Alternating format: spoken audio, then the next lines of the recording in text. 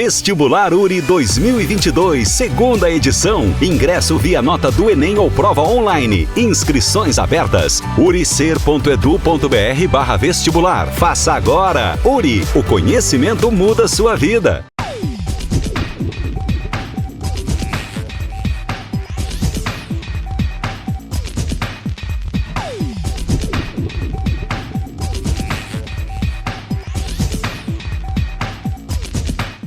Olá amigos, estamos retornando com o nosso programa Expressão Universitária aqui na TV Erechim, que vai ao ar também na nossa página da universidade.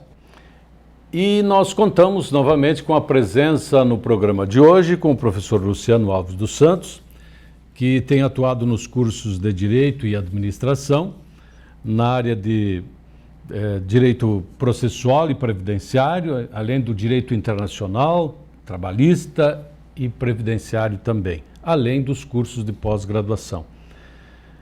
Primeiramente, professor, grato mais uma vez pela sua presença, por nos abrir mão um pouquinho do seu tempo, que é precioso na sua vida profissional, para estarmos aqui conversando um pouco a respeito da realidade econômica atual do país. Mas primeiro eu queria que as pessoas entendessem justamente por que volta e meia a gente está lhe trazendo aqui no programa?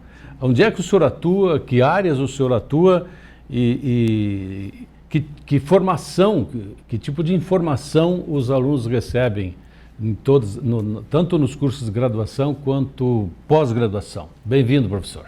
Muito obrigado, Ademar. A minha atuação na universidade, então eu sou vinculado ao curso de Direito e atuo nos outros cursos, né, porque existem matérias do Direito nas outras áreas também. Inclusive na odonto, eu já pude participar de algumas aulas de odontologia legal, na pós de odontologia, nessa disciplina de odontologia legal. Então, todas as áreas existem, em todas as áreas que nós temos na faculdade, existe alguma regulação legal para a atuação daquele profissional. Então, nós do curso de Direito, né, vários professores, temos atuação em outros cursos.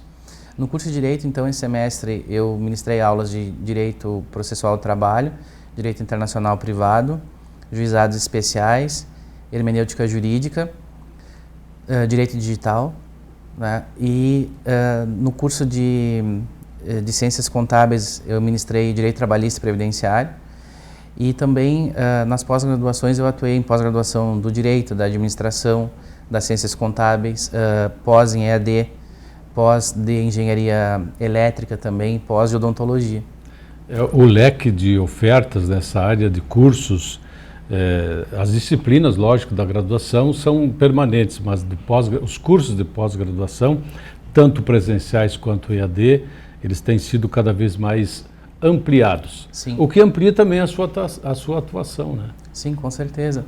Justamente por isso, né? Porque existem essas áreas do direito vinculadas a qualquer curso praticamente que se tenha na universidade. Professor, nós lhe fizemos esse convite para o senhor retornar aqui ao nosso espaço justamente para falarmos um pouquinho a respeito da nossa realidade, seja política, econômica. Eu sei que o senhor tem excelente conhecimento com relação a isso. Então vamos lá. Eu sei que é uma pergunta ainda um pouquinho difícil de fazer e até de responder. Mas, na sua opinião, nós passamos o pior momento, tanto na parte da pandemia quanto da economia? As análises que têm se feito, né, tanto internas quanto externas, né, que temos visto no direito internacional e também na economia internacional, demonstram que isso vai depender de uma série de fatores. Por exemplo, a Alemanha, ela agora está exportando pacientes de Covid, ela não está tendo uma estrutura dentro do país para atuar no Covid. Mas aí tem que se ver por quê, tem uma série de fatores nessa situação, né? As novas variantes, a questão do quanto de vacina a população geral tomou, né? Porque a vacina ela vai perdendo eficácia com o passar do tempo, né? Isso é uma coisa que também foi se experimentando, né? Se fez a vacina e não se sabia por quanto tempo ela ia ser eficaz, então foram coisas que foram surgindo agora com o passar desses 2 anos. Então, assim, em alguns lugares da Europa, em alguns lugares dos Estados Unidos, tem várias pessoas que são daquele movimento anti-vacina. Elas não tomam a vacina por opção. Não é porque o Estado não forneça, não é porque elas têm algum problema que não podem tomar a vacina. Existem pessoas que não podem tomar a vacina porque têm alguma espécie de alergia, alguma coisa assim. Então, esses movimentos anti-vacina, e até eu vi uma notícia que me chamou a atenção, na Europa estava havendo, em algumas situações, até turismo de pessoas para pegar a Covid, né, pessoas saindo do seu país para pegar a Covid em um outro lugar, ou num lugar que estava tendo surto, dentro do próprio país, porque em alguns países lá da Europa, a pessoa é considerada imunizada ou por já ter tido Covid, porque desenvolve anticorpos, ou por já ter tomado a vacina. Então, aquelas pessoas que não tomam a vacina, às vezes querem pegar a doença... Preferem o vírus. Preferem o vírus. E muitos estão morrendo por causa disso também. Né? E aí infectam mais gente, porque a vacina também por si só não é uma garantia de que eu não vou pegar a doença. Eu posso pegar, vou ter o sistema imunológico mais preparado para atuar em relação à doença, mas não quer dizer também que eu não possa vir a óbito, né? E onde é que está o direito e o dever desta pessoa? E esses casos também acontecem aqui. Sim. Né? Que as pessoas, por opção, não querem tomar vacina. Sim. Mas será que eles não percebem o risco que estão correndo e colocando os demais seres humanos em risco? Aí é uma situação bem interessante em termos de direito, que é a questão do direito individual e do direito coletivo, né? Então, os tribunais superiores, o Supremo Tribunal Federal, inclusive o próprio TST, têm tomado decisões no sentido de que o meu direito não pode afetar as outras pessoas. Eu posso ter meu direito individual, mas desde que seja uma escolha que afete só a mim. Então, por exemplo, eu posso escolher não tomar a vacina, mas aí a gente entra naquela discussão que está havendo, né, do passaporte, né, da vacina. Eu posso entrar em todos os lugares, mesmo não vacinado, eu tenho direito de livre acesso. Tem se entendido que não, né? Por quê? Porque justamente se eu não estou vacinado, eu posso prejudicar as outras pessoas. Então, eu posso ter direito de não tomar vacina? Posso, mas eu vou ficar cada vez mais isolado. Isolado. Né? Tu vai fazer parte de uma outra tribo. Sim, inclusive tem decisões, né, que estão admitindo a possibilidade, inclusive, de demissão por justa causa. Né? É uma situação até que eu não concordo muito com a decisão da demissão por justa causa, por conta dessa situação, porque a justa causa é a pena máxima que se tem no direito do trabalho. Né? Então... mas assim, os tribunais estão tomando essa medida justamente para fazer com que as pessoas se vacinem. Para frear os índices de para frear os índices de contaminação, e também mais do que de contaminação, porque se fosse só a contaminação, né, seria o de menos, a questão também dos óbitos. Né? Mas o que se nota é que existem famílias inteiras que não estão tomando vacina. Então, ali é o pai, a mãe, o avô que... predomina a opinião, diz, não, o meu filho não vai tomar vacina e ponto final. Sim, e eu acho isso, assim, é uma situação que no direito a gente já vem enfrentando em outras situações, assim, teve uma discussão jurídica que durou anos, da questão da pessoa testemunha de Jeová, se podia ou não fazer transfusão de sangue, se estivesse numa situação de necessidade, né? Nós temos hoje no direito o testamento vital, que a pessoa pode, inclusive, ir no cartório, fazer uma declaração para dizer quais tratamentos quer se submeter ou quais não quer se submeter numa situação que ela esteja numa doença. E não é só para a questão do Covid, já existia antes, né, e vale justamente para esse tratamento, uma transfusão de sangue que eu não quero fazer, a pessoa escolher não ser entubada, isso antes mesmo da pandemia, que a pessoa dizia, eu não quero passar por esse sofrimento, eu não quero isso. Então, pode me deixar morrer sem esse tipo de tratamento. Então, tem gente recorrendo a esse tipo de situação para dizer que não quer. Se é uma pessoa maior capaz, o nosso direito permite que ela possa decidir o que vai fazer com o corpo dela. Mas o problema que eu vejo é um pai fazendo isso com um filho menor, por exemplo. Né? Então, é caso até de intervenção dos órgãos lá, do Ministério Público ou da questão do Conselho Tutelar, né? Esses órgãos de proteção à criança, ainda, né? Porque ela está sendo exposta a uma situação, né, de risco que não deveria, né? Os pais têm o dever de zelar pela saúde da criança, inclusive exposto na nossa Constituição, no Estatuto da Criança e do Adolescente, né? Tem o dever de zelar pela saúde, pelo bom desenvolvimento, né? E por evitar que se passe... Até porque a Covid também tem uma outra situação interessante, que não é só o pegar a Covid e o risco de morrer. Se está estudando nesse momento quais são os efeitos outros que a Covid traz, porque tem gente que fica com uma Covid meio persistente, que fica cansado, que fica com dificuldade de raciocínio, né, raciocínio mais lento, isso pode gerar numa criança uma dificuldade de aprendizado no futuro, né? Então, assim, não se sabe muito bem os outros efeitos que essa doença pode trazer para uma criança, por exemplo. Mas o que é certo é que logo, logo teremos informações precisas a respeito disso. Que consequências... Sim.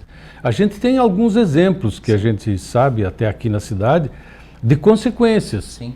Né? Já de quem passou o Covid e que teve sintomas mais graves. Sim. Então, isso que as pessoas têm que entender, né? Sim, sim, com certeza. Porque não é simplesmente, vou passar a Covid, vou ficar mal, sei lá, um mês e tô livre disso. Não é isso. A pessoa pode pegar novamente, porque a questão imunológica, né, ela vai diminuindo, né, inclusive com as vacinas e também com quem passou pela doença, né, vai diminuindo com o passar do tempo, por isso as doses de reforço, inclusive. Já se tem estudos de tentar fazer com que se faça a vacina do Covid, né, junto com a vacina da gripe, né, na mesma vacina, como a gente tem outras vacinas que são, né, tríplice-valentes, por exemplo, para que entre no calendário anual. Então, a gente, provavelmente nós, a população mundial, vamos ter que conviver, assim como o vírus da gripe, com esse vírus da Covid daqui para frente, mas de uma forma que vai começar a ficar mais segura, né?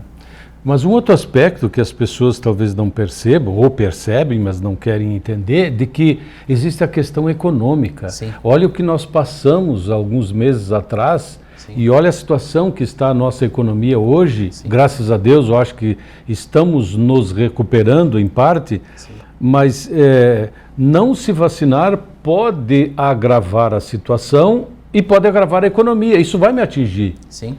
Eu posso perder o emprego. Eu posso ficar sem dinheiro. Sim.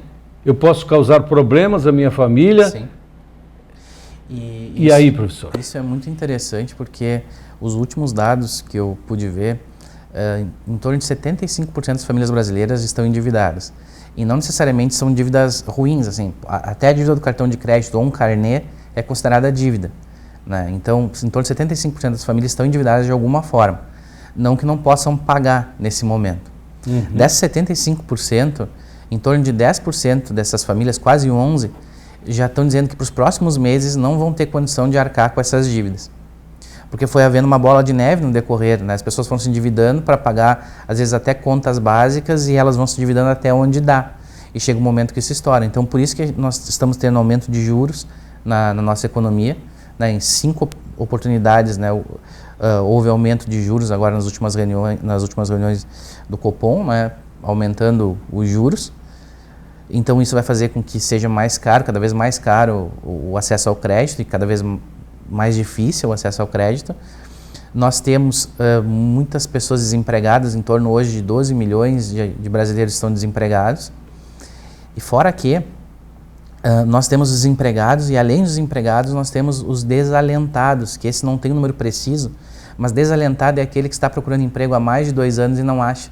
E é uma pessoa que meio que deixou de procurar, porque diz, eu procuro e não acho. Então, o nosso número de pessoas que estão sem emprego é muito alto, tanto que agora a questão do Auxílio Brasil, que está sendo votado agora, inclusive, né, hoje, no dia da gravação, né, o Senado vai votar a questão do auxílio, pode ser que passe. Inclusive, é bem provável, porque já tem uma medida provisória, então o auxílio já está andando. Eu vi um dado de que aproximadamente 20 milhões de pessoas vão receber esse auxílio, né? Então, a gente está falando de pessoas que estão, 20 milhões de brasileiros, ou seja, pouco menos de 10% da população em geral, que está na linha da pobreza ou abaixo da linha da pobreza, né, na questão da miserabilidade. É muita gente, né, e está começando cada vez a ficar maior. Inclusive também não se sabe se o governo vai conseguir pagar os R$400, porque está se ampliando isso, no Congresso se ampliou a quantidade de gente, porque se aumentou os valores do que é a pobreza e pobreza extrema, e se o governo vai conseguir pagar esses R$400. E aí tem um outro problema. Por quanto tempo? Por quanto tempo? A ideia é que seja uma renda sem prazo para terminar, né? Porque eles seriam substituto do Bolsa Família. Mas é complicado porque... Será que a nossa economia está tão forte assim para... É que está, nesse momento, não. Então, por isso, o governo também está ficando endividado. E isso é um problema. Isso é um perigo. Da gente, daqui a pouco, não ter dinheiro para pagar salários de servidores públicos, para não ter isso, vai virar uma bola de neve. Essas pessoas não compram no comércio, essas pessoas não deixam de ter empregados domésticos, então começa a haver um problema na economia em geral, que já estamos observando, né? Quanta gente perdeu emprego e não recuperou dessas pessoas que prestavam serviço, por exemplo, o caso de empregados domésticos, né, em geral, que as pessoas optaram por fazer porque elas não tinham mais condição de pagar, né, com medo também da renda. Os empresários que sempre têm uma renda incerta, né, e que agora está mais incerta ainda, né. Mas tem uma situação, professor, que a gente, eu como leigo, não consigo entender muito bem. As empresas estão procurando Sim. gente, mas qualificada. Sim. Ou seja, emprego existe, mas não tem pessoas para assumir esses cargos. Sim. O que se entende por uma pessoa qualificada, com o mínimo de estudo, com o mínimo de experiência? Não dá para entender muito bem esse quadro. Sim, a qualificação ela é muito relativa, depende para quê. E tem algumas funções que hoje estão começando a haver necessidade, que não existe uma formação ainda, um diploma que eu possa ter naquela área. Não, um diploma que eu digo da universidade, Sim. Não há um curso formal assim que eu possa fazer. Que é o caso, por exemplo, de analista de mídia social, pessoas que trabalham com marketing digital, que as empresas estão procurando, né, que saibam trabalhar com tráfego pago na internet. Né? Então essas pessoas existem, é um mercado que está precisando de gente, mas não existe ainda cursos formais disso. Então se eu fizer um curso ou até assistir vídeos no YouTube, procurar formação, eu posso conseguir aprender a fazer isso e ser contratado por alguém, por alguma empresa. Tem vários casos assim de pessoas que se oferecem de graça para fazer serviço para a empresa e para pessoas que estão atuando na internet, né, principalmente nessa questão do tráfego pago, dizendo, olha, eu posso dobrar o número de pessoas que te assistem, que te compram, e esse mês eu vou fazer de graça para ti, e a partir de depois ali que começa a dar esse resultado, eu quero uma parte então do valor que eu consegui do resultado. E às vezes essas pessoas são contratadas para trabalhar em canais, em empresas de comunicação, e até empresas que não são da área de comunicação precisam hoje desses profissionais.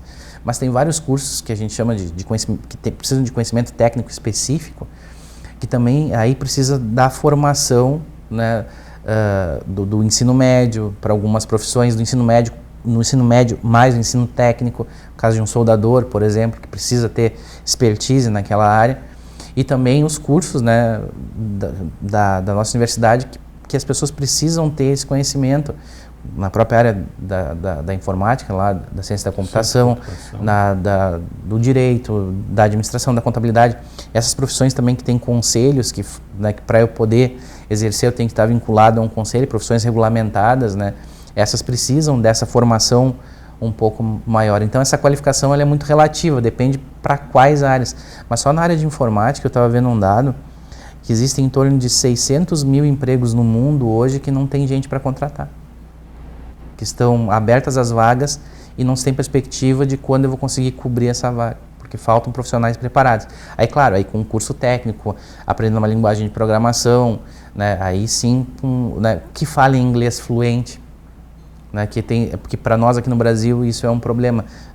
A minoria, é um índice muito pequeno de população que fala inglês fluente, né? Um aspecto também que vem à tona nesse momento é que já ouvi alguns comentários, algumas notícias, o jovem precisa despertar para isso, mas o jovem ao mesmo tempo domina estas redes sociais e essas tecnologias digitais. Sim. E não está aí também um veio importante para que se formem e se qualifique, explore melhor isso, vislumbre uma carreira. Sim. E não é só trabalhar com isso, porque todas as áreas demandam esse tipo de especialização. Sim, com certeza. É o que eu tenho falado em Direito Digital, uma cadeira que tem sido bem procurada, inclusive vai ser uma cadeira que vai ser, a gente teve uma edição dela agora no decorrer do curso de Direito, e os alunos solicitaram que se tenha mais uma reedição agora ao fim do ano, né, como disciplina de férias. Partiu deles a solicitação, né? Uma turma se organizou, fez um pedido, a universidade deferiu, né? E eu vou realizar essa turma de férias justamente por isso, porque eles estão interessados nessa área digital. E é aí que está a diferença, o senhor entendeu bem a situação. A questão é, uma coisa é eu ser amador, eu fazer ali pelo meu hobby, porque é uma coisa que eu gosto. Outra coisa é eu trabalhar com isso. É eu entender como é que funcionam as coisas de uma maneira mais profissional. Eu poder vender aquilo como serviço, efetivamente, para alguém. E aí, essas pessoas que estão se qualificando para isso, né, essas pessoas estão achando lugar no mercado. O senhor falou antes da nossa gravação aqui que existem alguns exemplos, o senhor citou especificamente um exemplo do que se pode conquistar com uma mídia digital. Sim. Né? E que não é preciso carteira assinada nem nada, né? Não é preciso carteira assinada. As pessoas podem fazer isso para si, né? Nós vemos muitos YouTubers, TikTokers e pessoas que estão ganhando dinheiro com isso e depois fazem parcerias com empresas, são patrocinados e tudo mais, mas pessoas também, médicos, dentistas, que eu tenho visto, profissionais da área do direito ampliando, né, em muito a sua atuação, né? E isso precisa despertar. Sim. Mas, por outro lado, precisa saber trabalhar com isso também. Não é simplesmente, vou colocar isso aqui na internet e seja o que Deus quiser. Não, tu tem que ter um domínio dessa ferramenta. Sim. Para que se consiga os resultados, né? Com certeza. É diferente uma gravação num estúdio, com uma câmera boa, com iluminação boa, do que a gravação direto do celular. Para algumas áreas até funciona, mas chega um momento, por exemplo, se a pessoa quer vender cursos, hoje tem cursos que profissionais estão vendendo na internet, tem qualidade cinematográfica, né? E tem custo para produção. Eu conheço profissionais que produzem cursos na área do direito e que não são nem dos mais badalados, que gastam 50 mil numa edição do curso só, né, contratando profissionais para fazer edição de imagem, para iluminação, contratando estúdio, contratando, né, a própria edição, cortes, pessoas que estão fazendo podcasts, aí tu vai precisar em torno de 7, 8, 10 funcionários para poder fazer, que conheça áudio, que conheça vídeo, para fazer essa edição. Então, está cada vez mais se profissionalizando. Começou de maneira mais amadora, mas hoje quem está ganhando mais dinheiro nessa área é profissional e tem toda uma equipe por trás desses canais e desse desenvolvimento. Dá para considerar esse pessoal como empresário? Sim, eles Ou eles estão nesses 12 milhões de desempregados? Depende da maneira como ele é contratado, porque assim, eu tenho pessoas que são empreendedoras, né, digitais, então tem pessoas que abrem empresas e tem pessoas que trabalham para essas empresas, já como empregados dessas empresas, e tem pessoas que entram em regime de parceria, né, que então dá para dizer que ele é empreendedor. Normalmente, se ele vai ser parceiro, ele vai ter um CNPJ, então ele vai ser um MEI, né, depois ele pode até abrir uma empresa maior, criar uma produtora, alguma coisa assim, mas pelo menos ele é MEI ou ele vai ser CLT, né? Vai ser contratado, né, com carteira assinada para fazer aquele trabalho. Perfeito. Antes de a gente encerrar, professor, eu queria que o senhor comentasse mais duas coisinhas. Nós estamos vivendo agora um período pré-natalino e um período assim bem forte do Black Friday.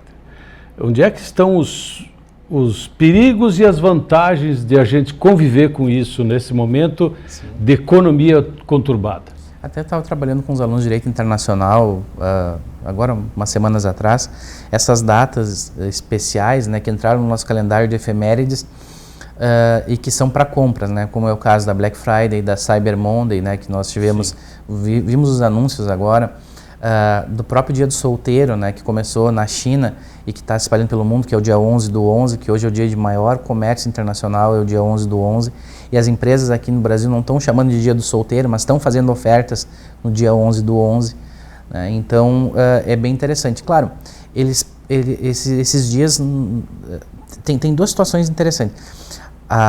O Procon de São Paulo, ele cuida muito as fraudes nessas promoções, né, de que ele vem acompanhando o preço dos produtos para ver se ali meio pela véspera eles não sobem para depois ganharem um desconto, né, e de verdade está com preço às vezes até maior do que era vendido anteriormente. Então tem um desconto falso. Mas tem algumas situações em que há o desconto mesmo. Isso tem mexido também para as empresas que não... No início as empresas não se organizavam muito e elas tinham como a data de venda maior o Natal. E muita gente começava a comprar já em novembro, né, que essas datas normalmente são ali por novembro, e já fazia essas compras pensando no Natal. Então agora as empresas elas estão se organizando mais e estão já dividindo, né, o faturamento, né, provável, né, maior entre novembro e dezembro. Só Só que nós temos uma outra questão, que é a questão das importações. Hoje é muito fácil comprar da China por aplicativo, né, de várias lojas de fora do país, né? Então, nós estamos gerando emprego, gerando ganhos para fora do país, né? Claro, gerando um pouco de tributação para cá, mas o emprego, a renda, o gasto depois nas cidades, né, não vai ficar aqui. Então, essa é uma situação que a gente tem que se conscientizar como povo, né? Vale a pena eu comprar de fora, né, e deixar de gerar riqueza aqui, né? Nos Estados Unidos, quando deu o problema, né, do ataque às Torres Gêmeas, o presidente da República foi à TV pedindo para os americanos não pararem de comprar, de consumir produtos internos, justamente para que não houvesse perda de renda, que não houvesse desemprego, que não houvesse uma afetação maior à economia do país. Perfeito, professor. Está aí o recado do professor Luciano Alves dos Santos a respeito desse momento que a gente está vivendo. Professor, fico grato aqui mais uma vez pela sua presença e que nos esclareceu uma série de assuntos aí que certamente nos clareia algumas coisas com relação a este momento importante que nós estamos vivendo, seja de pandemia ou mesmo dentro da área econômica. Bom Natal para o senhor, então, né? Obrigado. Um pouquinho controlado também para ajudarmos a nossa economia. Com certeza, e da mesma forma a todos os que nos assistem, bom Natal, um excelente ano novo, e espero que no ano que vem possamos conversar novamente, trazendo cada vez mais notícias boas para todos que nos assistem. Ok, a você em casa que semanalmente nos prestigia, o nosso abraço, nosso carinho, até o programa da semana que vem.